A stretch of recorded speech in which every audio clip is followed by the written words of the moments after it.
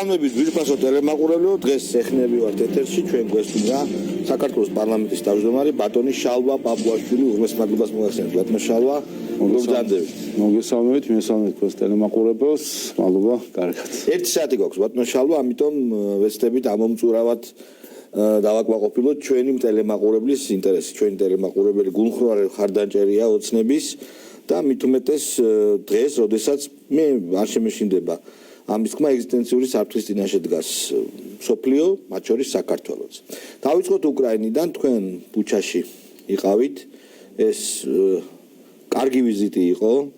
ეს ვიზიტი იყო მოწოდებული იმისკენ, რომ ეს უთანხმოება, ეს სიცივე გაუგებრობა ამოწურული იყო ჩვენსა და უკრაინის ხელისუფლებას შორის, მაგრამ შემდეგ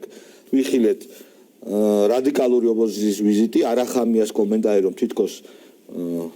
თქვენი დელეგაცია ჩავიდა სელფების გადასაღებად, ეს იყო შეურაცხყოფა არა თქვენი, არამედ იმ ქვეყნისა, რომელსაც თქვენ წარმოადგენდით, თქვენ წარმოადგენდით პირველ რიგში, ეს საქართველოს შეურაცხყოფა იყო და შემდეგ უკვე გაგრძელდა ისევ გაუგებრობების, შეურაცხყოფების მთელი სერია. აი, რა ხდება სინამდვილეში? ხო, ცოტა სიმართლე გითხრათ, გაუგებარი სიტუაცია იყო თავიდანვე, იქიდან გამომდინარე, რომ ჩვენ გვესმოდა გარკვეული ბრალდებები ან პრეტენზიები, რომელიც იყო დაუსაბუთებელი ერთის მხრივ და მეორეს მხრივ იყო ისეთი პრეტენზიები, რომელიც ჩანდა, რომ საქართველოს ნამდვილად არ შეეძლო შეესრულა. მაგალითად, შეგახსენებთ და თქვენს ტელემაყურებელს შევახსენებ, რომ ყველაფერი დაიწყო იმით, რომ იყო მოთხოვნა, რომ მოხალისე მებრძოლები ორგანიზებულად სახელმწიფოს დაეორგანიზებინა და გაეშვათ თვითმფრინავით უკრაინაში. და ეს გახდათ ის საკითხი, რომელსგანაც დისტანცირება გააკეთა არა მხოლოდ საქართველოს, არამედ შეგახსენებთ დიდმა ბრიტანეთმა, ამერიკამ, რომელსაც პირდაპირ მოუწოდეს თავის მოქალაქეებს, რომ არ წასულიყვნენ, არ ჩართულიყვნენ ომში, ვინაიდან ეს შეიძლებოდა აღქმულიყო როგორც სახელმწიფოს მონაწილეობა შეერაღებულ კონფლიქტში. და რა თქმა უნდა, ასეც იქნებოდა აღქმული, ვინაიდან როდესაც სახელმწიფო მით უმეტეს თავად აორგანიზებს მოხალისე მებრძოლების გამგზავრებას ფრონტზე, თავისთავად ეს შეიძლება იქნას აღქმული როგორც მონაწილეობა შეერაღებულ კონფლიქტში და ეს რა თქმა უნდა გასაგები უნდა ყოფილიყო ჩვენი კოლეგებისთვისაც უკრაინაში, მაგრამ ჩვენ ნახეთ, რომ მას შემდეგ რაც ეს თხოვნა არ დაკმაყოფილდა, სამწუხაროდ არათუ გაგებით მოეკიდნენ ამ მდგომარეობას, ვინაიდან ეს ახსნილი იქნა კიდევაც არგუმენტები რა დგას ამის უკან, არამედ პირიქით სწორედ ამის შედეგად მივიღეთ ელჩის გაწვევა. და ეს იყო აბსურდი, და ეს იყო დასაწყისი საერთო ჯამში აი იმ გაუგებარი პრეტენზიების, რომელიც საქართველოს და ქართული ხალხის წინააღმდეგ გვესმოდა. და ამას მოყვა შემდეგ ის ბრალდებები, რომელიც შეეხება თქვა კონტრაბანდის ხარდაჭერას თუ ასე შემდეგ, მათ შორის ისეთი ინსტიტუტების მხრიდან ამ შემთხვევაში გულისხმობ უკრაინის თავდაცვის სამინისტროს სადაზვერვო სამსახურს, რომელიც სიტყვასაც ახლა განსაკუთრებული ფასი უნდა ჰქონდეს, ვინაიდან ომში იმყოფება უკრაინა და მათ ინფორმაციას, რა თქმა უნდა, განსაკუთრებული დამაჯერებლობა უნდა ჰქონდეს და როდესაც ხდება ასეთი ბრალდებების წაყენება, რომლის უკანაც არაფერი არ დგას და ნახეთ მათ შორის მოისმინეთ თქვენ საქართველოში ბრიტანეთის ელჩის განცხადებაც, რომ ბრიტანეთსაც არ აქვს რაიმე ასეთი მონაცემები და როდესაც ასეთი განცხადებები კეთდება ჰაერზე, ასე ვთქვათ, ყოველგვარი დასაბუთების გარეშე და შემდეგ თავადი აღარც მიყვებიან ამ პრეტენზიას, ანუ ასე ვთქვათ გარკვეულად ასე ვთქვათ მარტო განცხადების დონეზე რჩება, თავისთავად ეს დამაჯერებლობას აკლებს ასეთი ინსტიტუტების სხვა ინფორმაციებს, რაც ზოგადად დამაზიანებელი არის, როდესაც საერთაშორისო დონეზეც გარდა ცხელი ომისა არის ინფორმაციული ომი და ამიტომ მნიშვნელოვანია, რომ სიტყვას დამაჯერებლობა ჰქონდეს. საერთო ჯამში ეს განვითარებები იყო, ბრალდებები სხვადასხვა, ძის პროდუქტებთან დაკავშირებით, ასე შემდეგ, რასაც ეს ერთი პრობლემა იქნებოდა, ანუ უბრალოდ ნაკლები პრობლემა იქნებოდა, რომ არა ის აყოლა ამ ყველაფერზე, რაც სამწუხაროდ ჩვენს ქვეყანაში მედიის და ჩვენი ოპონენტების და ზოგიერთი არასამთავრობო ორგანიზაციის მხრიდან ხდებოდა, რითაც პრინციპში ხდებოდა გაღვივება ამ ასე ვთქვათ პრეტენზიებს. ჩვენ ითქვა კიდევაც, რომ ერთის მხრივ უკრაინის ხელისუფლება თავისთავად ცდილობს ყველანაირად, რომ ასე ვთქვათ ხარდაჭერა გაზარდოს მის მიმართ და ასე ვთქვათ პრეტენზიებიც ბევრი აქვს და სხვა ქვეყნების მიმართაც გვსმენია ასე ვთქვათ გადაჭარბებული პრეტენზიები, მაგრამ გამომდინარე იქიდან შიგნით თვითონ პოლიტიკური სპექტრი იქნება, მედია იქნება თუ სხვა ჯგუფები აიტაცებენ ხოლმე ასეთ პრეტენზიებს და ასე ვთქვათ გარკვეულწილად მაინც ჩაივლის ხოლმე ისე რომ რაღაც ზედმეტი პერიპეტიები არ მოყვება. ჩვენთან სამწუხაროდ პირიქით ესე ვთქვათ ნებისმიერი რაიმე თუ შეიძლება რომ იყოს ნეგატიური საქართველოს წინააღმდეგ და ხას უსვა ეს საქართველოს ხელისუფლებას არ ეხება, ეს ეხება საქართველოს ქართულ ხალხს, რომელსაც წარმოადგენს მისი ხელისუფლება. ამიტომ ნებისმიერი პრეტენზია წარმოთქმული საქართველოს ხელისუფლების წინააღმდეგ, ეს არის საქართველოს წინააღმდეგ წარმოთქმული პრეტენზია მიუხედავად იმისა, რომ არის მცდელობა თითქოს გამიჯნონ ერთმანეთისგან ხალხი და ხელისუფლება, რაც სხვათა შორის არის ის პროპაგანდისტული ხალხი, რომელსაც რუსეთი იყენებს და რუსეთი იყენებს სწორედ უკრაინის წინააღმდეგ, როდესაც ცდილობს ხალხი და მისი ხელისუფლება ერთმანეთისგან გამიჯნოს და ასეთი ხერხის გამოყენება საქართველოს წინააღმდეგ შიგნიდან თუ გარედან, რა თქმა უნდა, მიუღებელია. იმის თქმა მინდა რომ საბოლოო ჯამში ეს ასე ვთქვათ ეს პრეტენზიები იქნებოდა ნაკლებად შეიძლება საყურადღებო, რომ არა ის განსაკუთრებული ხალისით აყოლა ამ პრეტენზიებისადმი და კიდე დამატება და გაბუგება რასაც სამწუხაროდ ჩვენი უმწიფარი ოპონენტები ბატონო შალვა, აი თქვენ ბრძანებთ რომ გაბუგება აყოლაო. მე სხვა სქემა შემოგთავაზებთ, რომელზეც ლაპარაკი უკვე რეალურია. მე მესმის რომ თქვენ ძალიან მნიშვნელოვანი პირი ხართ, თქვენ საქართველოს წარმოადგენთ, თითოეული თქვენი სიტყვა ძალიან დიდ წონას იძენს. მაგრამ მაინც გთხოვთ რომ გულახდილი იყოთ. არ ფიქრობთ რომ არამც თუ აყნენ და გააბუქეს, არამედ შეთანხმებული იყო ეს ყველაფერი. ეს იყო იმდენი ფაქტია, რომელსაც ლოგიკური ახსნა არ აქვს. ელჩის გაწევიდან, აი რაღაც აბსურდული ბრალდებიდან, რომ თითქოს კონტრაბანდას ვაწარმოებთ, იარაღისა თუ მეორადი დანიშნულების საქონლის პირდაპირ შეურაცხყოფებია საქართველოს ხელისუფლების იგივე საქართველოს, იმიტომ რომ გასაგებია გარეთ თქვენ წარმოადგენთ საქართველოს და თქვენ რომ გაყენებენ შეურაცხყოფას საქართველოს ხელისუფლებას, ეს უნდა მივიღოთ როგორც ჩვენ შეურაცხყოფათ. ეგ გასაგებია, რაც უნდა არ მოგწონდეს ეს ხელისუფლება დაუშვათ. და არ ფიქრობთ რომ ეს მე ფიქრობ, მე დარწმუნებული ვარ რომ ეს არის რაღაც გეგმა, რომელზეც უკვე ღიად ლაპარაკობს ძალიან ბევრი ჩემი და თქვენი მეგობარი. ანუ იმაზე საუბარი რომ აყვნენ, მე მგონი უკვე ზედმეტი დიპლომატია თქვენი. თავისთავად აქ გარკვეული ასე ვთქვათ კავშირები რომ არსებობს ეს ფაქტებითაც ვკითხე და მათ შორის გახსოვთ იყოს აუდიო ასე ვთქვათ მესიჯი გიორგი ბარამიძის, რომელიც მან დაადასტურა რომ მისი იყო, სადაც ჩვენ ნახეთ ასე ვთქვათ მისი საუბარი თუ მისი კავშირებიდან გამომდინარე რა გავლენის მოხდენა შეუძლია ამა თუ იმ გადაწყვეტილებაზე უკრაინის ხელისუფლების მხრიდან და თავისთავად ჩვენ ამ პრეტენზიებს ღიათაც ვამბობთ, როდესაც ვსაუბრობთ იგივე ზურაბ ადეიშვილზე, რომელიც გახლავთ გენერალ პროკურორის მრჩეველი, გიორგი ლოთქიფანიძეზე, რომელიც გახლავთ ბრალდებული მიხეილ სააკაშვილის საქართველოში ასე ვთქვათ საზღვრის უკანონო კვეთაში ორგანიზებაში ჯავრდებული 26 მაისის დარბევის საქმეზე. დიახ და რა თქმა უნდა, როდესაც მაღალ თანამდებობაზე იმყოფებიან ის ადამიანები, რომლებიც საქართველოში არა თუ ასე ვთქვათ პოლიტიკური მხარე არიან, არამედ არიან კონკრეტული დანაშაულების ჯარდებული თუ ბრალდებული პირები, თავისთავად მათ мотиваციაც აქვთ საქართველოს ხელისუფლების წინააღმდეგ და ის ადამიანები, რომელ პოლიტიკურ ძალასთან არიან დაკავშირებული, ესეც გასაგებია, ხო, ნაციონალური მოძრაობის უმაღლესი თანამდებობის პირები იყვნენ თავის დროზე საქართველოში. ამიტომ თავისთავად გარკვეული კავშირები კოორდინაცია შეიძლება იყოს, ზოგი აყოლა შეიძლება იყოს. თავარი არის ის, რომ რისი თქმა მინდოდა, რომ აი ეს ხალისი იმის, რომ საკუთარი ქვეყანა დააზიანონ. ანუ ეს მეორე ნაწილი არის კიდე განწყობა, საერთოდ ესეთი განწყობა, რაც უფრო მეტად დააზიანებ და კიდევ ერთხელ ხას უსვავ. ეს წარმოგვიდგენთ თითქოს ამითი ხელისუფლებას აზიანებენ და ქვეყანას არ აზიანებენ. ეს უტოპიურია, ხომ? თავისთავად, როდესაც ხელისუფლების წინააღმდეგ მიდის ასეთი უსაფუძვლო ან დაუსაბუთებელი ბრალდებები, ამით აზიანებენ ქვეყანას საბოლოო ჯამში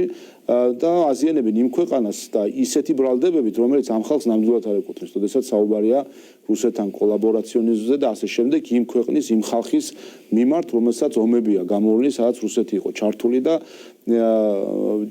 ის ომი და ეს არაერთხელ გუთქვამს, რომელიც ეხლა მიდის უკრაინაში, ეს 22 წელს არ დაწყებულა 24 თებერვალს. ეს ომი დიდი ხანია დაწყებული, ეს ასე ვთქვათ, გეოპოლიტიკური მნიშვნელობით დანახული ომი. ეს ომი ის ომია, რომელიც 2008 წელს იყო საქართველოში. ეს ომი ის ომია, რომელიც 90-იან წლებში იყო საქართველოში, როდესაც სუვერენული ქვეყნების არჩევანთან დაკავშირებით მეზობელს უჩნდება კითხვები და მიდის ეს საბოლოო ჯამში შეერაღებულ კონფლიქტამდე და აგრესიამდე. ამიტომ აქ საქართველოს ერთის მხრივ არც პრეტენზია არ წაეყენება და არც არაფერი არ აქვს დასამტკიცებელი ამ კუთხით. ჩვენ ძალიან კარგად ვიცით მდგომარეობა, ვიცით ვინ არის მტერი, ვინ არის მოყვარე. და თითქოს ამისი წარმოჩენა რჩება თითქოს და ქართული ხალხი ამაში არ არის ჩამოყალიბებული და ყველაზე ადრე ამ საკითხში პოსტსაბჭოთა სივრცეში ალბათ სწორედ ქართული ხალხი ჩამოყალიბდა 1999 წელს აჩვენა ეს ჩამოყალიბებული აზრი. მიუხედავად ამისა, რაღაც ახსნა მაინც საჭიროა. ჩვენ ლოგიკური ხალხი ვარ და ლოგიკური ახსნა უკრაინელი მაღალჩინოსნების ქმედებებისა, განცხადებებისა საჭიროა. ჩვენ ვისმენთ რამდენიმე დღეა ახსნას, თეორიას, რომელსაც მე პირადად ვეთანხმები, პირდაპირ გეტყვით, რომ არსებობს ომის პარტია, როგორც საქართველოში, ისე მისი მხარდაჭერები უკრაინის ხელისუფლებაში. რა თქმა უნდა, უკრაინის ზოგიერთი მაღალჩინოსანისთვის სტრატეგიული ინტერესია, რომ საქართველოს ჩაერთოს ამ მეორე ფრონტის გახსნის კუთხით. მე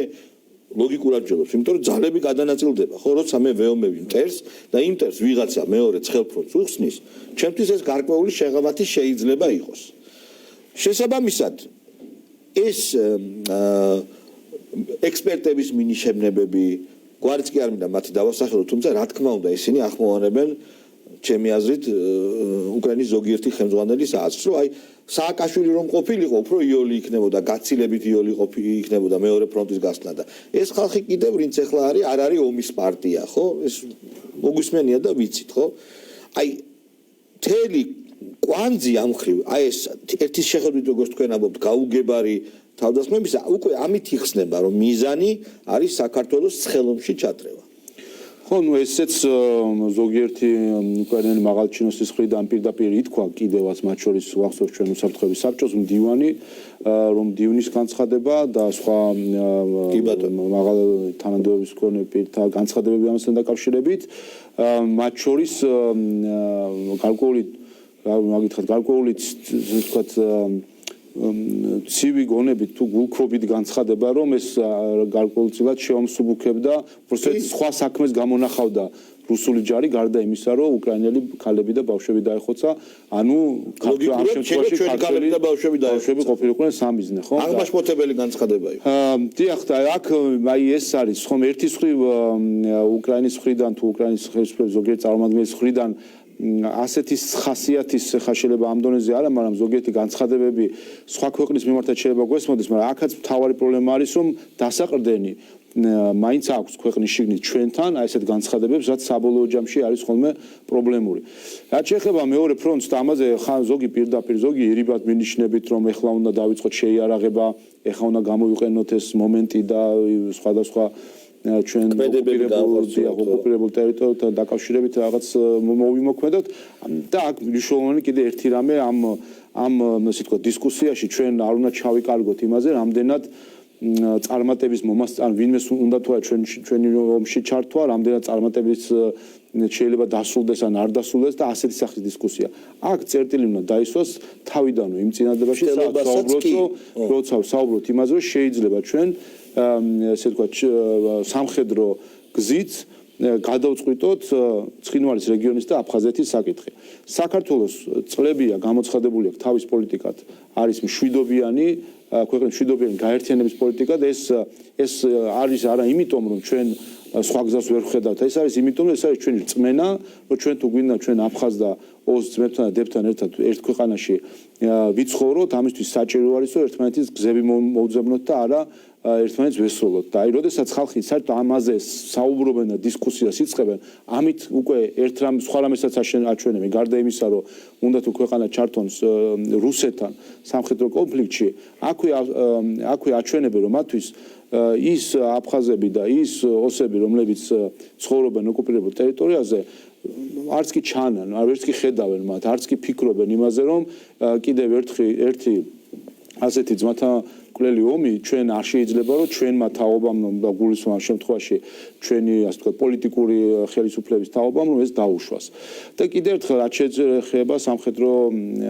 და ამ შეიარაღებულ ასე ვთქვათ კონფლიქტებს ჩვენ კიდევ ერთხელ ამას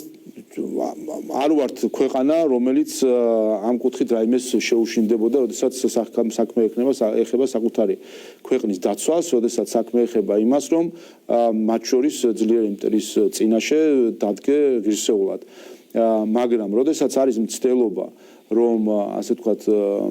გარკვეული ხელოვნური ჩათრევა მოხდეს ქვეყნის ასეთ შეერაღებულ კონფლიქტში, რა თქმა უნდა, ამას უნდა აღუდგეთ და სხვა შორის ამას ადასტურებს ხალხის მხარდაჭერაც, ხო, ამ პოლიტიკის მიმართ და კვლევებიც აჩვენებს, რომ არა მხოლოდ ის მოსახლეობის ის ნაწილი, რომელიც ქართულ ოცნებას უჭერს ხარს, არამედ თუდესაც ჩაშლილად უყურებთ მათი პოლიტიკური პრეფერენციების მიხედვით, მათ შორის მოსახლეობის ის ნაწილი, რომელიც ოპოზიციას უჭერს ხარს, საბოლოო ჯამში აი ეს ხალხი, იმ ხალხის დაახლოებით 20-25% მხარს უჭერს საქართველოს მთავრობას იმ გზაზე, რასაც ქვია, რომ ქვეყანას ააცილოს ომი. ბატონო შალვა, თქვენ ხო კარგად გესმის, რომ ეს ცდელობები არ შეჩერდება. მე მესმის ეს კარგად, ეს ცდელობები იქნება მუდამ და უბრალოდ მინდა რომ ხალხმა გაიგოს ეს, რომ საქართველოს ხელისუფლება ყველაფერს გააკეთებს იმის, რომ ცდელობების დროს, აი ინიციატივის დროსაც აღიკვეთოს, იმიტომ რომ არანაირი განვითარება ამას არ მოხდეს. მე მგონი ეს პირობა უნდა კი და თავისთავად რა თქმა უნდა ჩვენი ამოცანა სწორედ ეს არის პოლიტიკაში, რომ ეს ხიფათი, ხაფანგი თუ ასე შემდეგ დავინახოთ და დროულად ავუაროთ გვერდი და ამ კუთხით სწორედ კაფი ოპოზიცია საქართველოს მთავრობის გახადა შესაძლებელი, მათ შორის კაფი ოპოზიციამ გახსოვთ დასაწყისში სანქციებთან დაკავშირებით, ვინაიდან ეს სანქციები საბოლოო ჯამში მიდის შეერაღებულ კონფლიქტამდე, ვინაიდან სანქციაც ხომ სხვა არაფერია გარდა იმისა, რომ ეს არის ესკალაცია ურთიერთობის, ანუ ერთი ქვეყანა მეორეს ეუბნება, რომ ეხლა მე შენ მოგაყენებ ზიანს, რასაც რა თქმა უნდა პასუხად მოყვება, რომ შენ თუ მე მაყენებ ზიანს, ეხლა მეც მოგაყენებ ზიანს, მე აქედან პასუხის დაბრუნება და საბოლოო ჯამში ესკალაციის სპირალში შესვლა და როდესაც ესკალაციაში შედიხარ, იქ უკვე კონტროლი რთულია. და სადამდე მიდის ეს და საბოლოო ჯამში ამასაც მივყავართ შეერაღებულ კონფლიქტს. სწორედ ამიტომ ამბობდით ჩვენ, რომ რაც შეეხება ორმხრივ სანქციებს და დამატებით ასე ვთქვათ რაღაც ღონისძიებებს, ამიტომაც თავიდანვე მკაფიოდ, ცალსახად, ნათლად, ზოგს შეიძლება ყურშეს მოხდა ზედმეტად ხისტად, მაგრამ სწორედ ეს სიხისტე და მკაფიობა იყო საჭირო, იმისთვის რომ მათ შორის ყველასთვის გოჩვენებინა, რომ ეს არის ის კედელი, რომელიც შეუვალია საქართველოს ესკალაციის გზაზე ვერ დადგება, ვინაიდან ესკალაციის კონტროლის შემდეგ შეუძლებელია და მისი სავარაუდო შედეგი შეერაღებული კონფლიქტია. მახსოვს პრემიერ-მინისტრის პირველი განცხადება და შემდეგ ქართული ოცნების პარტიის მხარდაჭერა, რა თქმა უნდა, თქვენი გუნდის კაფიო განცხადებები ხისტი შეიძლება, მაგრამ ძალიან დროული და ძალიან ადეკვატური, რომლის შემდეგაც ყველასთვის ნათელი გახდა, რომ საქართველოს პროვოკაციაში არ ჩაებება, რამაც ასევე გამოიწვია აი ომის პარტიის, როგორც ერთ ქვეყანაში, ისე მეორე ქვეყანაში, მე გულისხმობ საქართველოს მეორე ფრონტის გახსნის იდეით შეპყრობილი ხალხის გაძლიერება, გავეშება და ასე შემდეგ. უბრალოდ ყოველთვის აი ამ ხალხს უნდა მკაცრ უფრო მეტად მკაცრი პასუხი. ხო, თავისთავად მაშინ და ამ გადასახედიდან კიდევ უფრო ნათლად ჩანს, რომ მაშინ იყო აუცილებლად საჭირო ესეთი კაფიო განცხადება, ვინაიდან ეს იყო ომის პირველი დღეები. მათ შორის ეს ის პერიოდია, როდესაც მებრძოლი მოხალისეების შეკრება ხდება, ორგანიზება და მათ შორის ღიად საუბარი იმაზე, რომ საქართველოს უნდა იყოს მონაწილე ამ ომისა, ასე ვთქვათ, და სწორედ როდესაც ასე მაღლა არის აწეული, ასე ვთქვათ, აჟიტირებული არის ასე ვთქვათ პროცესი, სწორედ ასეთ კაფიო განცხადებამ ცივი წყალი გადაასხა მაშინ მათ, ვინც ეძებდა იმ მომენტს, რომ რამენაირად საქართველოს ყოფილიყო მონაწილე. ბატონ შალვა, ამას რახან გავეშება თქვი, მოყვა გავეშება ოღონდ სოციალურ ქსელში, ეს გარკვეული საფნის ბუშტია, ბაბლია, რომელთა წევრები მრავალრიცხოვანი არიან, უბრალოდ აქვთ ილუზია, რომ ისინი წარმოადგენენ მთელ საქართველოს. და უბრალოდ მე ძალიან ბევრი ადამიანის სახელით მინდა გითხრათ, მათ შორის ზოგს ქართული ოცნებაც არ მოსწონს, რომ ომის პარტიას ყველა შეეწინააღმდეგება, თავარი მონაპოვარი რაც აქვს ქართულ ოცნებას, თავარი ბევრ სხვასთან ერთად. უდაო, აი ფაქტი რომ არის, ეს არის შვიდობა მისი მართლობის მანძილზე. ეს არის უდიდესი რამ, რაც მიაღწია საქართველოს ამ რეგიონში ასეთ დროს და ყველა ის ცდელობა, რაც აქვს ნაცებს ამ ომის პარტიას. არის უბრალოდ Facebook ბაბლის მოძრაობა, რადგანაც აი დაუკვირდით 20 კაცის შეკრების თავიც არ აქვს. 20 კაცის შეკრებიც არ აქვს. მიუხედავად იმისა, რომ ვერაგულად გამოიყენეს უკრაინის ხალხისადმი ხარდაჭერა და რაღაცნაირად შემოპარება უნდათ მთავრობის გადაყენების მოთხოვნით მიტინგისა, არ გამოვიდა ეს ყველაფერი. აი მოსახლეობის დიდი უმრავლესობა არის ქართული ოცნების მხარეს აი ამ ძიმე და ამას ჩვენ გძნობთ მე გითხარით როგორც თქვა კვლევებიც რო ავიღოთ იმასაც ვშახვა იქაც ჩანს ეს ხარდაჭერა მაგრამ პირადადაც ვძნობთ ჩვენ ეს ხელისუფლება მე მგონი ხალხთან ყველაზე ახლო მდგომი ხელისუფლებაა ფიზიკურადაც მათ შორის როგორც რეგიონებში გასვლით ისე ზოგადად უშუალო კონტაქტით მოსახლეობასთან და ეს დამოკიდებულება პირადადაც ვიღებთ, როდესაც თქვა ქუჩაში ადამიანები ხვდებიან და თქვენ სწორედ აღნიშნეთ ჩვენთან სოციალური მედიის თვითგამოცხადებული ელიტა ასე ვთქვათ, რომელიც აი ამ სოციალურ მედიით მანიპულირებს და ქმნის პარალელულ საქართველოს, ასე ვთქვათ, რომელიც თითქოს აი ისეთი არის, როგორც იქ განწყობები შეიძლება იყოს ხელოვნურად მართული და საბოლოო ჯამში თავის თავსაც რაღაც მომენტში უკვე, როდესაც არის ხოლმე გადაწყვეტი მომენტები, არჩევნები იქნება, თუ რაღაცა ასე ვთქვათ, საპროტესტო ღონისძიება თუ ასე შემდეგ, აი რაღაც მომენტებში შემდეგ თვითონვე განიცდიან იმედგაცრუებას, იმიტომ რომ ვერ იჯერებენ, რომ თავად ამ სოციალურ მედიაში გონიათ რა, რომ ეს პარალელური რეალობა არის ნამდვილი რეალობა და როცა გამოდიან ასე ვთქვათ, ამ რეალობას, ნამდვილ რეალობას ხედავენ, მე თავადაც უკვე იმედგაცრუება აქვს და ფრუსტრაცია. სხვა ჩვენს ეს პირველად მე ვიგძენი, როდესაც 2020 წლის არჩევნების შემდეგ, აი მაშინ ეს ტალღარო იყო პროტესტის და ასე შემდეგ და მოკლედ ძალიან მით უმეტეს ახლა მაშინ პოლიტიკაშიც ახალი ვიყავი და ვინაიდან რაღაცა ჩართული ხარ, ემოციურად გონია რომ ეს ძალიან ასე ვთქვათ დაძაბულია და აი როდესაც ქუჩაში გამოვიდოდი, გავივლიდი და ხედავდი განწყოდეს, მაშინ ხვდებოდი თუ რამდენად ასე ვთქვათ პარალელური და რამდენად არარეალური განზომილებაში ცხოვრობს ნაწილი ჩვენი ეგრეთ წოდებული სოციმედია ელიტის. აი გადავიდეთ მეორე თემაზე, სააკაშვილის თემა. სააკაშვილი არის ერთ-ერთი ლიდერი, ერთადერთი შეიძლება ითქვას მთავარი ლიდერი ომის პარტიისა, იმიტომ რომ ვის და მას ყველაზე მეტად აწყობს არეულობა საქართველოში. ძალიან ხوارელოლიავება საქართველოს ხელისუფლება სააკაშვილს. პირდაპირ დაგისვავთ ამ შეკითხვას. რატომ მე ახსნი 800 ადამიანი, 800 კაცი შეხვდა მიშას, ხო? ამდენ ხნის განმავლობაში. ესეთი სადიზმია უკვე, მგონი თქვენ აწამებთ, იმიტომ რომ თავისუფლებაზე მყოფს არ მინდა შევხვდი ამდენ ადამიანს და ან უსახავთ იმედებს, რომ არ არის ციხეში და მე უკვე როცა შაბათ-კვირას აღმოჩნდება ციხეში ნერვიულობს. ეს ირონიით. მაგრამ ძალიან ხوارველოლიავებით, აი პირველად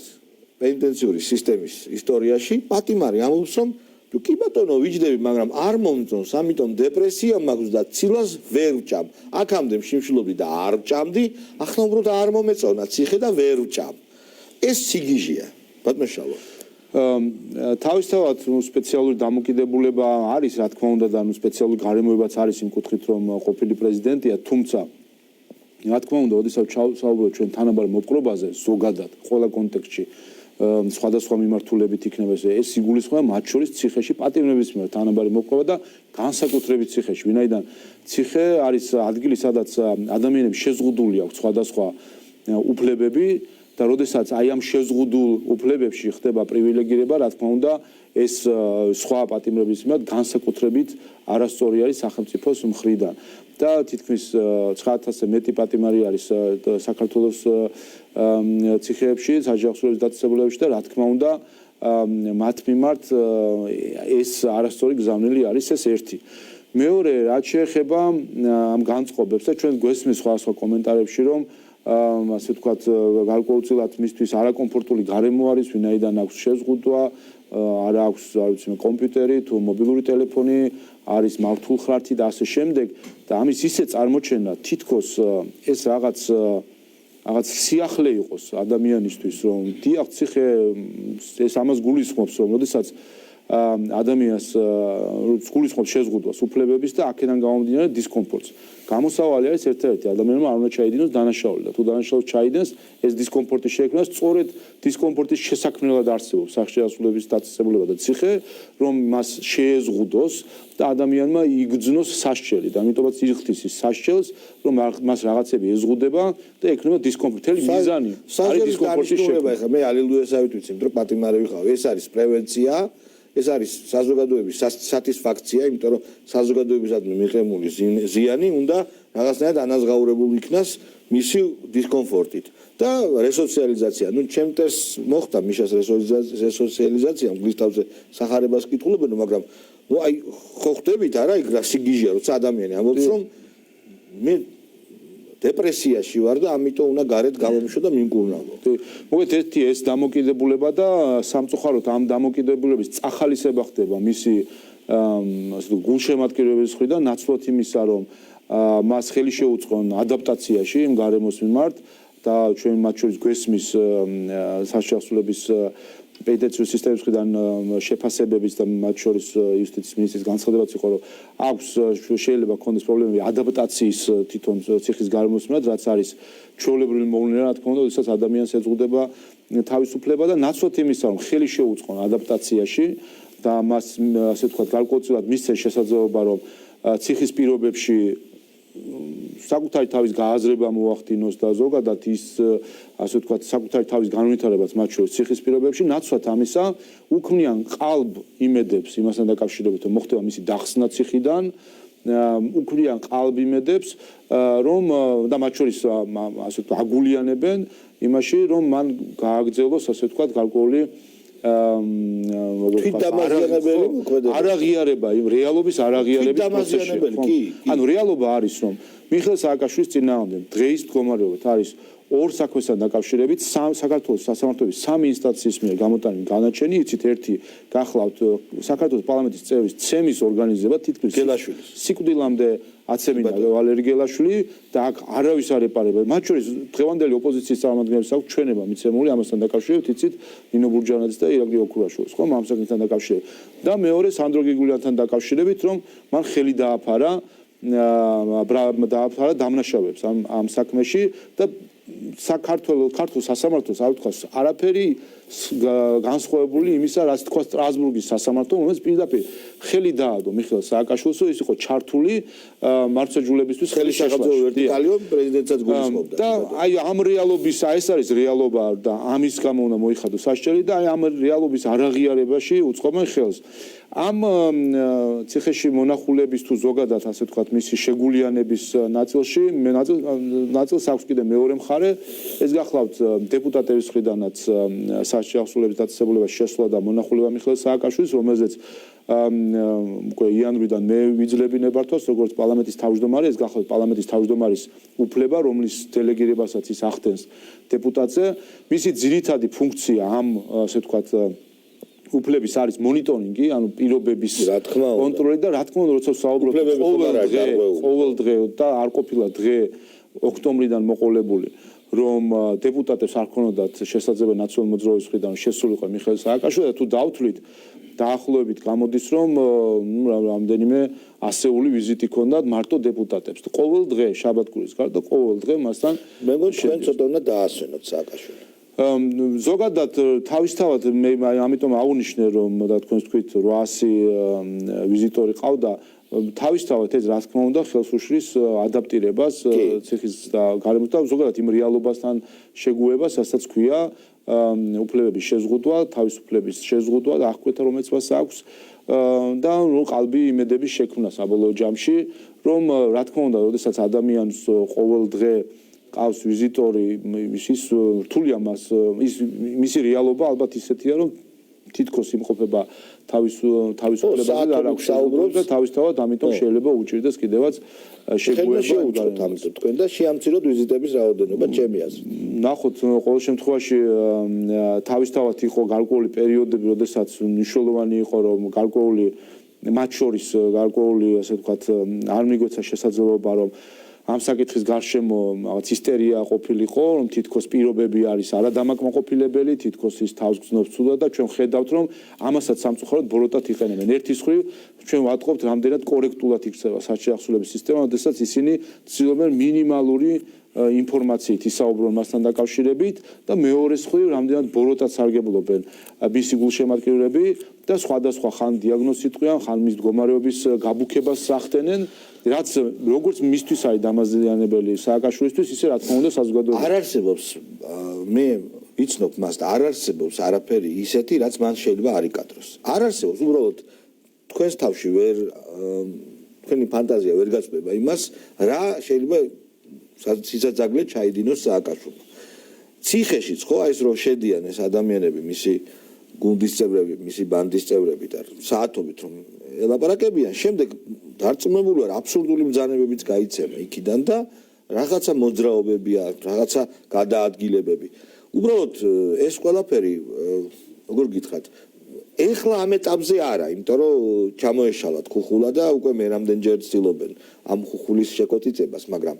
ნერვოტულ გარემოს ქმნის, ხალხი ნერვიულობს. ხალხს აქვს განცდა, ხალხის სახელით ლაპარაკი არ მიყვარს, მაგრამ მე ჩემი ტელემაყურებლების სახელით, ქართული ოცნების მომხრეების ანტი-სააკაშვილისტების სახელით მინდა თქვას, რომ ხალხი ყველა ასეთ ცნობაზე, მაგალითად, აი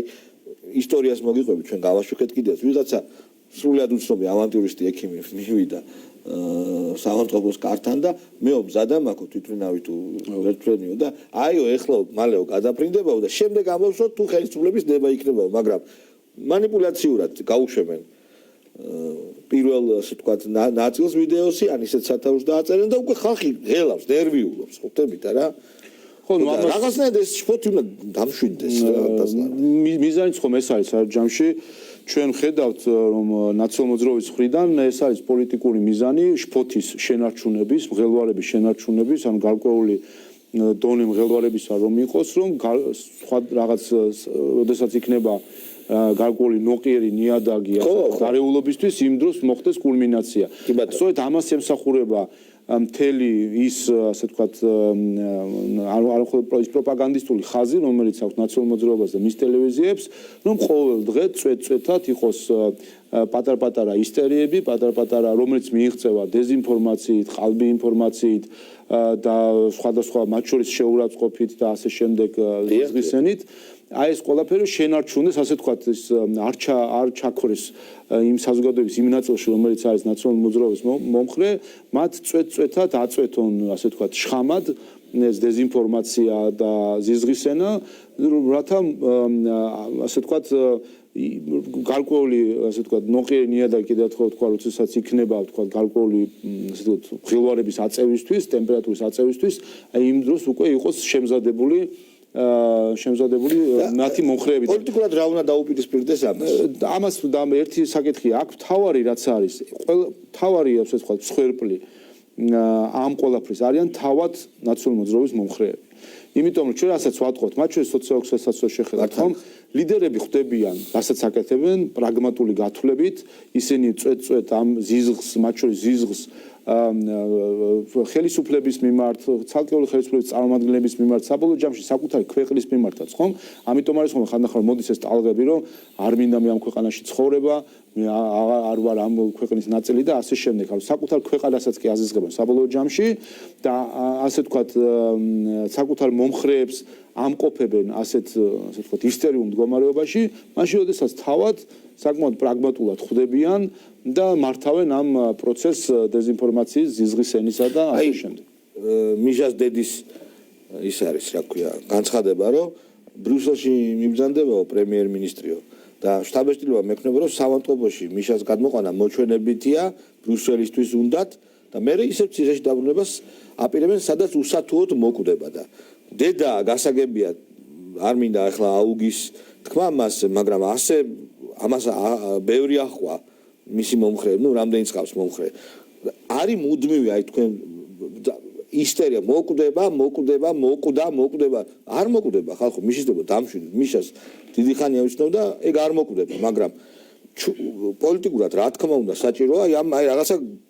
სამართლით გადაჭრა აი ამ რაღაც სიგიჟის ამ რაღაცა აბდაუდის რომელშიც გავიხლარდეთ რა რომ ციხე არ არის თურმე იქ თურმე დეპრესია ემართება და არ შეიძლება ციხეში ყოფნა იმიტომ რომ მოკვდება იმიტომ დეპრესიაა უამრავი ადამიანი და საშინელ ციხეში მიშას შექმნილ საშინელ ციხეში და მოკვდა ოღონდ არა დეპრესიით ამათ არ უკურნალეს რომ ცემეს რომ გვამს მიაბეს იქ რომ ცერო ღვიძლი დაეშალა და ასე შემდეგ აი უამრავი მაგალითია ამის დიახ თავისთავად ხო არის ამაში გარკვეული ცინიზმის ნაწილი რომ ადამიანმა რომელმაც შექმნა ციხე სადა რომელიც იყო სწორედ ტანჯვის და მათ შორის იმის გამო რომ სამედიცინო სერვისი არ მიეწოდებოდა სიკვდილის ადგილი თავად ახლა უარს ამბობს სამედიცინო მომსახურების მიღებაზე და ამას უყენებს პრეტენზიად თავის მხრივ ისევ საჯარო სისტემას რომ იქიდან გამომდინარე რომ იქ არის 4 კედელი და არის მართულხლართი ის მას უჭირს ემოციურად ამ სერვისის მიღება და კიდევ ერთხელ აი ასეთი განცხადებებით რა თქმა უნდა მისი მხარდამჭერების მხრიდან და მე არაერთხელ მოუწოდე მათ რომ მათ ჯობს რომ პირიქით დაარწმუნონ ის რომ მიიღოს ყველა სამედიცინო სერვისი დაარწმუნონ ის იმაში რომ მიიღოს ის რეალობა რომელიც არის და ეს რეალობა არის კანონის უზენაესობა და ეს რეალობა არის საკუთარი ქცევისთვის პასუხისგება ეს ხომ არის რაღაც მარტივი ჭეშმარიტება რომელიც ასე ვთქვათ ბავშვობიდან ადამიანს უნდა ხო ასწავლო ის რომ საკუთარ ყოველ ქმედებას მოყვება უნდა აგოს ადამიანმა პასუხი და ოდესაც ადამიანი ჩადის დანაშაულს და ეს არის უტყუარად დადასტურებული ამ ორ საქმეში რომ ის არის ამ საქმეებში დამნაშავე მათ შორის სტრასბურგის სასამართლოც თქვა რომ ის არის დამნაშავე რომ მან ამაზე უნდა აგოს პასუხი შემოპარვა რაღაცა იყოს აკაიკაცო თქვა არ მოდიოდა რა მართლა ეს კიდე ცალკე ასე ვთქვათ განზომილება არის ან ცალკე ისტორია არის როდესაც ეს უკვე კავშირშია თავად ნაციონალურ მოძრაობასთან უშუალოდ, როდესაც არჩევნების წინ ასეთი, ასე ვთქვათ, გეგმა თუ ოპერაცია მზადდებოდა ადამიანის შემოპარვისა და არჩევნების დღეს მისი გამოჩენისა და ყველა ხვდებით რა იყო, ხო? ამის ყველა ხვდებით რა შედეგი შეიძლება ყოფილიყო, ხო? ეს სწორედ ეს იქნებოდა ისტერიის კიდევ ერთხელ მღელვარების აწევის და იქ რა სამოქალაქო მათ შორის სამოქალაქო დაპირისპირების კუთხით რა შეიძლება მომხდარიყო იმიტომ რომ მიხეილ სააკაშვილს რა თქმა უნდა იმ რეჟიმიდან გამომდინარე რომელიც მან გამოატარა ეს ქვეყანა თავისი მმართველობის პერიოდში რა თქმა უნდა მას ბევრი მეგობარი აქ არ ყავს ჩვენს მოქალაქეებში და რა თქმა უნდა მისი ასე გამოჩენა სპონტანური არ იქნებოდა კარგად აღქმული და ამას თავის რეაქციაც ექნებოდა სამოქალაქო მღელვარება ამით რასაც უკეთებდნენ საკუთარ ქვეყანას სამშობლოს არ ვიცი არანაირად შეიძლება ისაუბრონ ამ ადამიანებმა მიხეილ სააკაშვილის ჩათვლით საერთოდ სამშობლოზე მით უმეტეს მან ნაკლებად იმიტომ რომ მას მოქალაქეობაზეც უარი აქვს ნათქვამი ამ ქვეყნის და ეხლა ციხეში ისეზის რომ ის არ არის ამ ქვეყნის მოქალაქე რაც არის რა თქმა უნდა დიდი სირცხვილი მისი იმიტომ ის ამ ქვეყნის პრეზიდენტი იყო და მოქალაქეობაზე უარი თქვა მაგრამ როგორ უნდა ისაუბროს სამშობლოზე ან სხვა განზომილებაზე როდესაც ამას უპირებდა თავის ქვეყანას ანუ ამაზე მიდიოდა რომ შეიძლება აქ ყოფილიყო სამოქალაქო დაპირისპირება ხედავთ ბატონო შალვა თქვენ პარლამენტის თავმჯდომარე ხართ და ამ ნაცების გადამკიდე გვიწევთ აი ამ თემებზე საუბარი და პოლიტიკაზე შინაარსობრივი საუბარი არ ქონია ჯერ ახლა შევეცდები უკვე პოლიტიკაზე გადავიდე დღეს საქართველოში მოქმედი კონსტიტუციით არის ბარიერი 5% ეს არის ძალიან მნიშვნელოვანი საკითხი არჩევნები მალე უკვე არ არის ძალიან შორს მალე მოვა თვალის დახამხერებასაც ვერ მოვასწრებთ არის 5%-იანი ბარიერი და აი ამ დაქუცმაცებულ სააკაშვილის შემყურე ვითომ ოპოზიციას თითქოს და არ ახსოვს ეს და თითქოს არ ახსოვს ის სიტყვები რაც პარტიის თავმჯდომარემ თქვა რომ აი შევხედოთ როგორ მოიქცევიან როგორი კონსტრუქტივიზმით გამოირჩევიან და ვილაპარაკოთ იმაზე რომ დაიწიოს ბარიერმა არაფერი მაგის მსგავსი საერთოდ ახლოც არ არის პარლამენტში არც ყოფილა ეს საუბარი რა თქმა უნდა ქართულ ოცნებას და მე როგორც მის მომხრეს მე პირადად ძალიან მინდა 5%-იანი ბარიერი არ დაგიმალავთ არ მინდა სრულწლოვანი პარტიები მე მინდა რომ იყოს 5%-იანი ბარიერი გარანტირებული უმრავლესობა ძალიან დიდი უმრავლესობა იმ პარტიისა რომელსაც მე ხარს უჭერ, რომლის გულისთვისაც ვიბრძვი და ვებრძვი ნაცებს. რაც არის ევროკავშირის ქვეყნების ნახევარში 5%. რა თქმა უნდა, ნაცებიც რო ვთქვათ, გულახდათ ნაცებსაც მოსწონთ ეს და აწყობთ ალბათ, იმიტომ ისინიც გარანტირებულად 5%-იან ბარიერს გადალახავენ. აი ესენი რას შვებია, საერთოდ დაკარგეს მინიმალური პოლიტიკური ალღო? რაც შეეხება 5%-იან ბარიერს ზოგადად, ანუ ერთი საკითხი არის, რომ რაც შეეხება ზოგადად ამ ბარიერს, ეს არის ისეთ ბარიერი, რომელიც მოქმედებს როგორც ვთქვი ევროკავშირის ქვეყნების ნახევარში მაინც თუ არა უმეტესობაში და აქედან გამომდინარე რაიმე კითხვისნიშანი ზეწოლა აქედან ევროპელებს ვერ ეკნებათ. მეორე საკითხი არის, რომ რამდენად არის ჩვენი პოლიტიკური სისტემა, პარტიები, ასე ვთქვათ, მზად იმისთვის, რომ 5%-იანი ბარიერი გადალახონ და ჩვენ გვაჩვენებს სამწუხაროდ, სწორედ მათ შორის ამ პარტიების დამსახურებით, გულისხმობ ეგრეთ წოდებულ პატარა პარტიებს, რომ ისინი ის პოლუსი, რომელიც არის ნაციონალური მოძრაობის პოლუსი, იმ მიზიდულობის პოლუსს ვერ სცილდებიან. შესაბამისად, მათი ხმები ხშირად მიაქვს სწორედ ნაციონალური მოძრაობა და სხვათა შორის კვლევები გვაჩვენებს ახლა, თუ შევადარებთ ჩვენ არა მხოლოდ კვლევები, არამედ არჩევნების შედეგებს გვაჩვენებს 2020 წლის, 2021 წლის შედეგები და სხვა შემდეგ უკვე კვლევები გვაჩვენებს, რომ აი მთლიან ამ პროცესში იმით რომ მოახდინეს რადიკალიზაცია საერთო ჯამში ნაციონალური მოძრაობა დარჩა მოგებული, მან დაიმატა ხმები ამ პატარა პარტიებისგან და თუკი 2020 წლის არჩევნებში საპარლამენტოში იყო რამდენიმე პარტია, რომელიც 3%-ზე მაღლა იყო, ახლა არის აი 2%, ისიც ანუ ცდომილების ზღვარში არიან, შეიძლება ნულის გარშემოც არის. რატო ეტენებიან სააკაშვილს მაშინ? აი პირდაპირ გლეხურად ამიტომ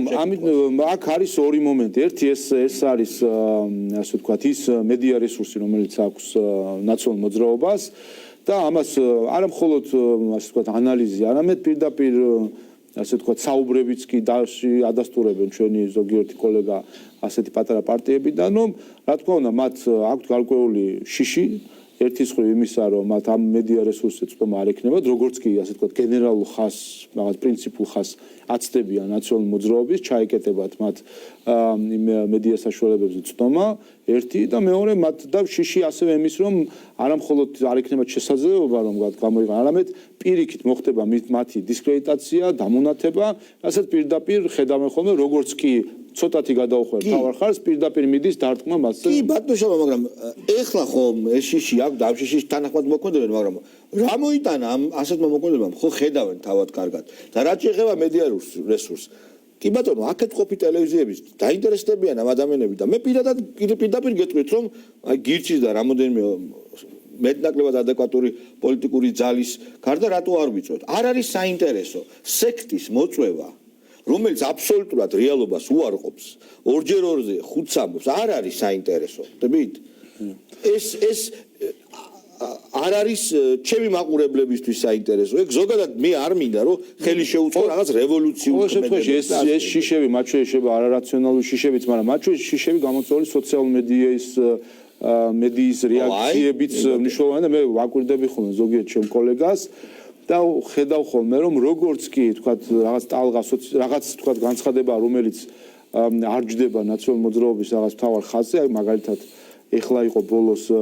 თავდებთან დაკავშირებით მიხეილ სააკაშვილთან დაკავშირებით რაც იყო აბსოლუტური აბსურდი, სამართლებრივადაც და ყველანაირად აბსურდი და ამ თავდებს ვინ მოაწერდა ხელს და ვინ არა და ზოგიერთმა განაცხადა რომ არ აწერდნენ და შემდეგ როგორც კი წავიდა ასე ვთქვათ მათ შეტევა სოციალურ მედიაში, როგორ მოუწიათ ბოდიშების მოხსნა და განმარტებების გაკეთება, იმიტომ რომ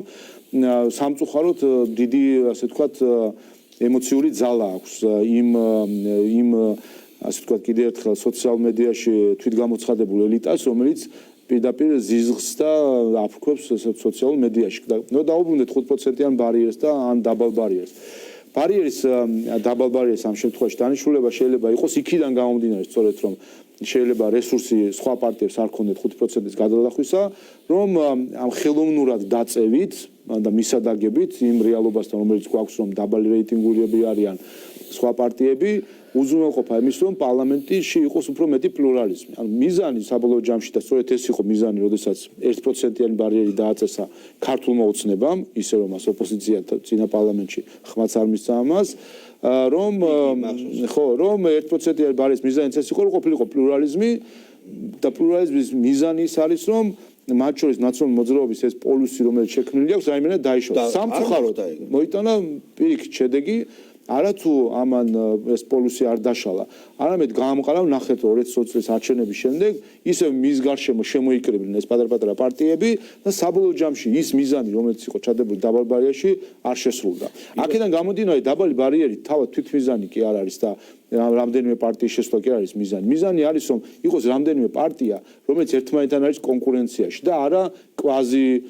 კონკურენციაში, როდესაც სინამდვილეში ეს არის ერთი პარტიის საცეცები, რომელიც ასე ვთქვათ, რომელსაც იყენებს ნაციონალურ მოძრაობა ამ შემთხვევაში იმისთვის, რომ მათემატიკური სიბევრე აჩვენოს, როდესაც შინაარსობრივი ასე ვთქვათ, მრავალფეროვნება იქ არ არის და ჩვენ ვხედავთ, რომ დღემდე პარლამენტში როგორ არის ასე ვთქვათ, რამდენიმე პარტია ნაციონალურ მოძრაობის ძირითად ხაზში. და სხვა ჩემი დაკვირვება რა არის, რომ როგორც კი აი ამ პარტიებიდან, რომლებიც თავის დროზე ყველა იყო ხომ ბოიკოტში. ყველა, ვინც ორი პრინციპული საკითხი აღიარა ან უარყო ამ ნაციონალურ მოძრაობის გენერალური ხაზიდან. ეს არის ერთი ან სამი პრინციპული საკითხი. ერთი ეს არის ასე ვთქვათ, ის რომ ქართული ოცნება ეს არის რაღაც რუსული პროექტი და ეს იდეა ფიქსი რომელიც ჩადებოდა, რომელთაც წამლავენ თავის მომხრეებს კიდევ ერთხელ, როგორც კი აი ამ იდეას უარყოფ, როგორც კი უარყოფ იდეას რიგარეში არჩევნების გაყალბებული არჩევნების შესახებ აბსურდული იდეაა. მიხეილ სააკაშვილის პოლიტპატრიონს და როგორც კი აი ამ სამ კონცეპტუალურ, ეს არის საქმე იმაში სამწუხაროდ ეს არის კონცეფცია, რომელზეც დგას ნაციონალური მოძრაობა, ნაციონალური მოძრაობა ეს კონცეფცია რო უარყოს, უბრალოდ დაიშლება. აი ეს არის მთელი დილემა ამ სიტუაციაში. თუ ასე გაგრძელდა ბატონ შალვა, 5%-იანი ბარიერი ხო შეგარჩუნდება, იმიტომ რომ არც ქართულ ოცნებას არ აქვს საკონსტიტუციო. თავისთავად ჩვენ არ შეგვიძლია ამ ცვლილების ცალკე მიღება. 103 ხმა უნდა, ხო? 113 ხმა უნდა და ჩვენ დღესდღეობით გვაქვს 84 ხმა, ასე რომ თავისთავად აქ ვერავის დათანხმებით ეს გადაწყვეტილება ვერ იქნება. მიღებული უნდა იყოს შეთანხმებული და არა დათანხმებული. იყოს ესე გავანებოთ თავი და იყოს ესე და რას დაიჭერენ. ოღონდ მე ნაციონალურ მოძრაობას არ გულისხმობ. თუ ასეთი ბარიერი დარჩა, მე შემიძლია პროგნოზის გაკეთება, იმიტომ რომ ვიტყვი რა, ანუ არა ვარ სახელმწიფო ჩინოვნიკი და შემიძლია, ну 100 დეპუტატი 100 შეიძლება 115-იც შეიძლება ყავდეს ქართულ ოცნებას საკონსტიტუციო უმრავლესობა 2020 წელს და დანარჩენი იყოს ნაციონალები. ერთი რამე არის ცალსახა, თქვენ სწორედ აღნიშნეთ, 5%-იანი ბარიერი ოპოზიციაში აწყობს ნაციონალურ მოძრაობას. ეს ცალსახა არის, ამიტომ არის საკურველი, თქვენ როგორც აღნიშნეთ, რომ ის პარტიები, რომლებსაც აქვთ უფრო დაბალი რეიტინგი, რომ ისინი ახლა უნდა იყვნენ დაკავებული იმით, რომ დაიყოლიო ნაციონალურ მოძრაობა. ჩვენთან სასაუბრო აქ ნაკლებად არის, მათ ნაციონალურ მოძრაობის დაყოლებაზე არის. აქ საუბარი მათ თუ უნდათ ინვესტორთან შეთანხმება, უნდა შეთანხმდნენ მათთან და ნუ როგორც ხედავთ, სამწუხაროდ არიან მსხვერპლი იმ გარემოების, რომ მათ უწევთ ან არიან ნაციონალურ მოძრაობის გერმანიის საელჩოს განცხადება დაგვეწია. ინდონეზია დიდი ოცეულის თავმჯდომარე ქვეყანაა 22 წელს. უკრაინის საგარეო საქმეთა მინისტრი მიიწვიეს მის ქვეყანაში საომარი მდგომარეობის გამო, ხოლო მოლდოვის რესპუბლიკა კი ამ ომის უშუალო გავლენის, მათ შორის მოლდოვაში უკრაინელ ტოლთა ძალიან დიდი რაოდენობის გამო. და დაიწყო თავდასხმები გერმანიის ელჩზე ნაცებისა, ეს ბიზნა ივანიშვილის პიარი უწოდეს, თავს დაესხა ჩერგოლიშვილი, თავს დაესხა გვარამია და ნუ როგორც ყოველთვის ეს სხვათა შორის არის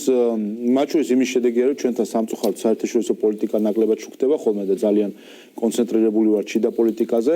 თორემ ვინც იცის კონტექსტი, მათ შორის დიდი შვიდეულის შეხვედრის და სხვა შეხვედრებისა, ყველა მიცის რატომ არის იქ მიწვეული მოლდოვა და უკრაინა და პირიქით ეს კარგია ამ შემთხვევაში შეიძლება ასე ვთქვათ, რომ საქართველოს არის მიწვეული, ვინაიდან იქ უკრაინა მიწვეულია, ვინაიდან იქ მიდის ომი, მოლდოვა არის მიწვეული, ვინაიდან ტოლვილების დიდი რაოდენობა არის და აქედან გამომდინარე მოლდოვა თავად მიმართავს და ითხოვს დახმარებას ამ კუთხით და იქიდან გამომდინარე რომ საქართველოში არ არის ომი და იქიდან გამომდინარე რომ ის უკრაინელი მოქალაქეები რომ ჩვენთან არიან სახელმწიფო მათზე ზრუნავს და რაიმე ასე ვთქვათ დამატებით ყურადღება საერთაშორისო საზოგადოებისგან არ ითხოვს და თავად უზრუნველყოს მათ, ამიტომაც არ არის საჭიროება რომ ჩვენი იქ ყოფნით. რაც შეეხება ზოგადად ამ კონტექსტში გატარებას თითქოს საქართველოს საერთაშორისო დღის წესრიგიდან ამოვარდნილი არის გადახედონ ამ წელს რა ვიზიტები განხორციელა და მარტო მე ვიყავი ორჯერ ნატო შტაბ-ბინაში, ორჯერ ვიყავი 4 თვე რაც პარლამენტის თავმჯდომარე ვარ და ორჯერ ვიყავი ნატო შტაბ-ბინაში, საგარეო საქმეთა მინისტრი გახდა, სხვადასხვა ნატოს მინისტერიალებზე, მათ შორის პრემიერ-მინისტრი ახლახანს გახლავთ უკრაინის საკითხთან დაკავშირებით ასე ვთქვათ შეხვედრებზე პოლონეთში და ასე შემდეგ. გადახედონ ჩვეულებრივ განრიგს, რომელიც აქვს პრემიერს, საგარეო საქმეთა მინისტრს, მათ შორის მეც და აქ რა თქმა უნდა ამაზე საუბარი ქვეყანაზე, რომელმაც ახლა განაცხადი გააკეთა ევროკავშირის წევრობაზე და აქ რომ თითქოს ჩვენ ამავე საიდანვე ამოვარდნილი ვართ, უბრალოდ ტყუილია, რომელსაც ცდილობენ რომ ვინაიდან ხალხი შეიძლება ასე რიცხვებს გრაფიკს არ აქცევს ყურადღებას ან არ აქვს ესე მეხსიერებაში შეუძლიათ ესე რამდენიმე დღეს დილით ნახეთ ხომ ამაზე იყო რაღაც აჟიოტაჟი ატეხილი და შემდეგ გერმანიის საელჩომ განმარტება გააკეთა ის 1 საათით 2 საათი ხო აღელვეს თავისი მხარდამჭერები და გაუჩინეს ასე საკუთარი ქვეყნის მიმართ კიდევ ერთხელ ზიზღი და ხელისუფლების მიმართ აი რას გვიშვება ეს ხელისუფლება შემდეგ აი ესეთი ეხლა უკვე გადავიდა საელჩოს წინააღმდეგ იმიტომ რომ ასე ჩაუფუშათ მათი ნეგატიური და ბოლო კითხვა კითხვა მდგომარეობს შემდეგში მელია გეგმის შესახებ ისაუბრა გეგმა მოლდავეთის სცენარის მსგავსი სცენარიო რას გულისხმობს მოლდავეთის სცენარი როდესაც დასავლეთი ეხმარება ემიგრანტებს სხვა ქვეყნების საელჩოში მისვლაში და ნუ გასაგებია ემიგრანტების განწყობა მათი აზრით რომ ყველა 5 ნომერს შემოხაზავს ხო ანუ დასავლეთი დაეხმარება ემიგრანტებს საელჩოში გახსნილ საარჩევნო ყუთებთან მისვლაში და ისინი მასობრივად ვთქვათ შემოხაზავენ ხუთს და აი ამ ემიგრანტთა გაერთიანებული ძალისხმევით მოხერხდება მნიშვნელოვანი წვლილი შეტანა ოპოზიციურ ელექტორალურ ყულაბაში აი ესეთი გეგმა არსებობს ხო მოვისმინეთ სხვა ჩვენ საინტერესო ის არის რომ ეს ასე ვთქვათ ინფორმაცია თავად ევროკავშირს აღიარებული აქვს როგორც რუსული დეზინფორმაცია. ასე ამ შემთხვევაში გამოდის ბრალდება იყო ასეთი ეს ბრალდება რომ თითქოს ევროკავშირი ჩაერია ამ მხრივ ასე ვთქვათ მოლდოვის არჩევნებში ოფიციალურად ანტიდეზინფორმაციის ვებგვერდზე ნახოთ ევროკავშირის ოფიციალური ასე ვთქვათ დეზინფორმაციის წინააღმდეგ მებრძოლი განყოფილება რაც აქვს მათ აქვს ოფიციალურად აღიარებული როგორც აშკარავებული როგორც რუსული ასე ვთქვათ დეზინფორმაცია და პროპაგანდა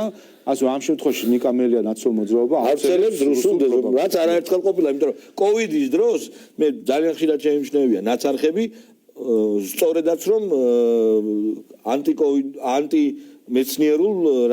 რაღაც ცრუ მონაცემების გავრცელება. ხო, იმიტომ რომ ამით ხო რასამობს ახლა ნაციონალურ მოძრაობა რომ ევროკავშირი ეს არის ის გაერთიანება რომელიც შეერევა სხვა ქვეყნის არჩევნებში კი ბატონო. ამაზე მეტი ესე ვთქვათ რუსული პროპაგანდა რა უნდა გაატაროს ნაციონალურ მოძრაობამ არ ვიცი. რაც შეეხება ამ რაღაც ზოგადად ასეთი იდეებს და ასე შემდეგ ნაციონალურ მოძრაობას აქვს ფუნდამენტური პრობლემა და ფუნდამენტური პრობლემა არის რომ მას ყავს გარკვეული რაოდენობა ამორჩევლების რომელიც ვატყობთ რომ არც იკლებს და არც ემატება, იმიტომ რომ არის რაღაც ჩამოყალიბებული არის რაღაც გარკვეული დამოკიდებულება მათ შორის ნაციონალურ მოძრაობის ლიდერის მიმართ, მაგრამ სწორედ ის ფაქტი რომ მათ არც ემატება და არც აკდება ნიშნავს იმას რომ მათ ზოგადად ქცევა არის არასწორი, მათ არანაირი შეთავაზება მოსახლეობის მიმართ არ აქვს, გარდა იმისა რომ იყოს დესტრუქცია, რევანში და სწორედ აი ეს რევანშის მომხრეები თუ ყავთ სტაბილურად 2012 წლიდან მოყოლებული მათ მომხრეებად ეს რევანში რომ ვერ შედგება ამ რაოდენობის მომხრეებით ესეც ნათელი არის და ეს არის ის იმედგაცრუება რომელსაც ნაციონალურ მოძრაობა ყოველ ჯერზე იგრძნობს არჩევნებში. უღრმესი მადლობა ბანოშალა უბრალოდ ჩვენს არხზე რა ხამგზანდებით დიდ მადლობას მოგახსენებთ ამისთვის ჩვენი არხის მაყურებლის დანაბარებიც მინდა გადმოგცეთ თუ შეიძლება ეგრეთ წოდებული ლიბერალური და სინამდვილეში ნაცტელევიზიები გამონათებენ ქართულ ოცნებას რომ რაღაცნაირად ზედმეტის სისასტიკებ წყალებში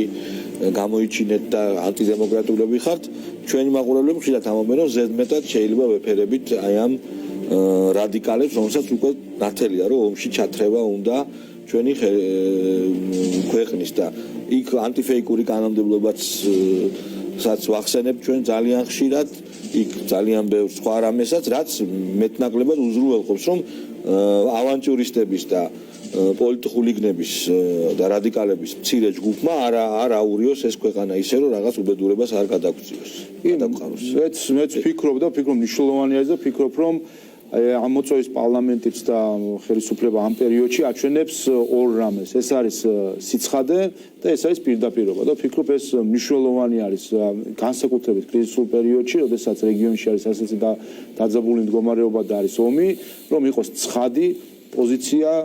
ხელისუფლების და ამავე დროს იყოს პირდაპირი იმისთვის რომ საკუთარ საზოგადოებას აუხსნათ რა გამოწვევების წინაშე დგავართ და ამიტომაც არის რომ ჩვენ მათ შორის არც მხილებას ვერიდებით